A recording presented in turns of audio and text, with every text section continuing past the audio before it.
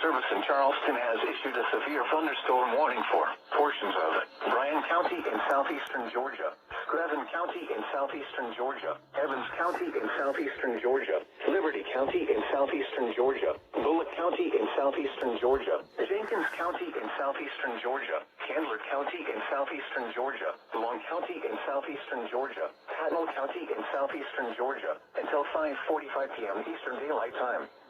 At 4:47 p.m. Eastern Daylight Time, severe thunderstorms were located along a line extending from near Perkins to near Surrency, moving east at 15 miles an hour. Hazard, 60 miles an hour wind gusts and penny-size hail. Source, radar indicated. Impact, expects damage to trees and power lines. Locations impacted include Hinesville, Statesboro, Reedsville, Metter, Glenville, Millen, Sylvania, Claxton, Pembroke, Ludwig, Fort Stewart, Vice, Brooklet, Hagen, and Portal. This warning includes Interstate 16 between mile markers 96 and 135. Move to an interior room on the lowest floor of a building.